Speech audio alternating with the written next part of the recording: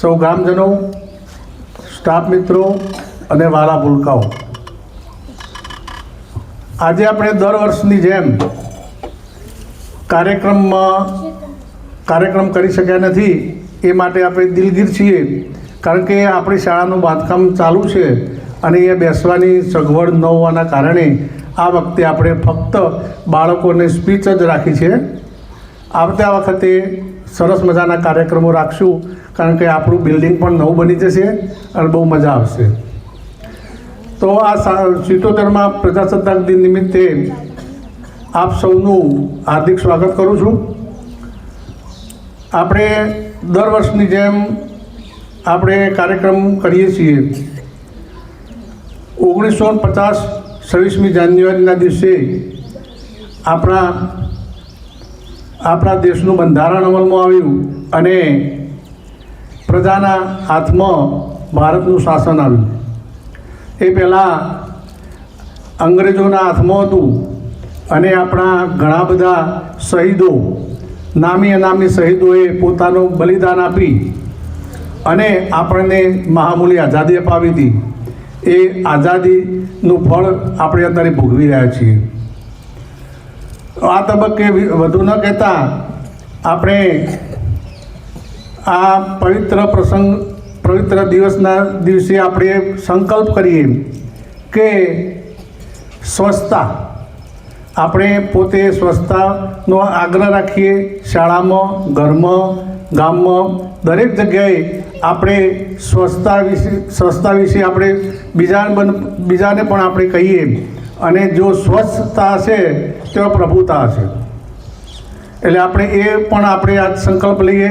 બીજું કે આપણે અત્યારે ટેકનોલોજીનો યુગ વધારે છે અને મોબાઈલ, તો શક્ય પ્રયત્ન જેટલો મોબાઈલનો ઉપયોગ ઓછો થાય એવું આપણે કરીએ. કારણ કે અત્યારે જ્યારે જોઈએ ત્યારે નાના બાળકોના હાથમાં મોબાઈલ હોય છે. થોડું છોકરું નાનું રોતું હોય તો એના પપ્પા મમ્મી મોબાઈલ હાથમાં આપી દે એટલે બંધ થઈ જાય મોબાઈલ. પછી મોબાઈલ અને એ મોબાઈલનાથી નાના બાળકોના આંખો ઉપર એટલી બધી અસર થાય એ આગળ જતાં ખબર પડે. પછી માનસિકતા, મગજ તમારું હેંગ મારી, જેમ મોબાઈલ હેંગ મારે ને એમ ધીમે ધીમે મગજ પણ તમારું કામ કરતું, વિચારતું બંધ થઈ જાય. કારણ કે ડાયરેક્ટ બધું તૈયાર આવે મોબાઈલમાં, એટલે તમે કંઈ વિચારી ના શકો. વિચારવાનું આપણે વિચારીએ તો આપણું મગજનો વિકાસ થાય, પણ આપણે વિચારતા જ નથી કશું. એટલે જેટલો મોબાઈલનો ઉપયોગ ઓછો થાય એટલો આપણે કરાર. આપણે જરૂર પૂરતો ફોન આવે વાત કરીએ, બાકી પછી તમે અંદર ઇન્ટરનેટનો ઉપયોગ કરી અને બધું જુઓ, એ બધું જોવાનું બંધ કરી દેવાનું. આપણે સ્કૂલમાં આપણે તમને સરસ મજાનું ટીવી ઉપર ને બધું શૈક્ષણિક કાર્ય ભણાવવામાં આવે છે ને, તો એનો પણ આપણે ઉપયોગ કરીએ. પણ ઘરે જઈને નવરાશની પળોમાં મોબાઈલનો ઉપયોગ નહીં કરવો, જરૂર પૂરતો ઉપયોગ કરવો. અને આપણા ઘરે પણ આપણે કહી શકીએ કે ભાઈ મોબાઈલનો ઉપયોગ ઓછો કરવો. કારણ કે જ્યારે ટાઈમ મળે ને, અત્યારે હવે એવું થઈ ગયું, તમે કોઈ રાત કે મહેમાન ગતિ ગયા હોય ને તો વાતો નથી કરતા. હવે બધા પોતપોતાના મોબાઈલ લઈને મંડ્યા હોય, એટલે એનો કોઈ અર્થ નહીં. પહેલાં તો જમાનામાં કેવું હતું, મહેમાન ગતિ કરવા જાય ને તો બધી જૂની પોતાના ગામની, પોતાના ઘરની બધી વાતો કરે, સમાજની વાતો કરે અને એમાં સમય પસાર કરતા હતા. જ્યારે અત્યારે મોબાઈલ કાઢીને આમ કોઈના સામે જોવાની, વાત કરવાની ફુરસદ નહીં હોતી, પોતાના મોબાઈલમાં જ. એના કારણે શું થાય, અંતર વધતું જાય છે. પહેલાં જે આત્મીયતા હતી ને એ આત્મીયતા હવે ઘટતી જઈ અને અંતર વધતા ગયા.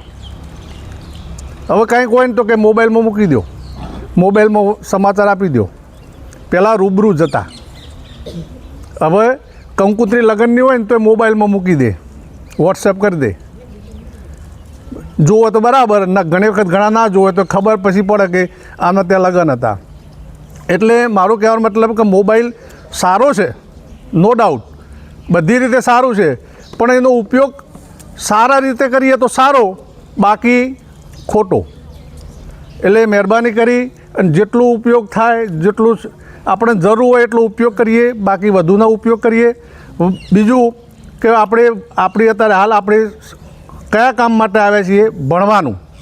તો ભણવાનો જ ફક્ત આપણો લક્ષ્ય એવું જો ભણવું, ભણી ગણીને આગળ વધવું. તમે તમારા મમ્મી પપ્પાને જુઓ તો કેટલી બધી મહેનત કરે છે. કોના માટે કરે છે? તમારા માટે.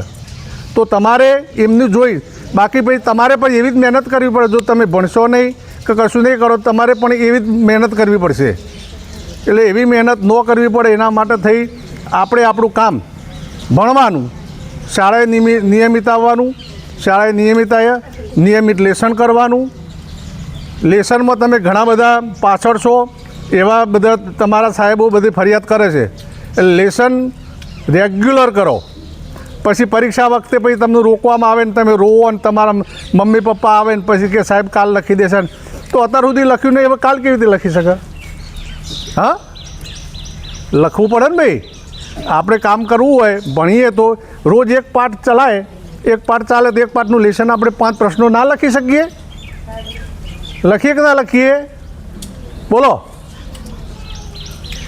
તો આપણે રોજે રોજ આપણે જે કામ હોય એ કરી, કલાકનું થાય, વધુ 1 કલાક થાય, કલાકથી વધુ કંઈ થાય નહીં.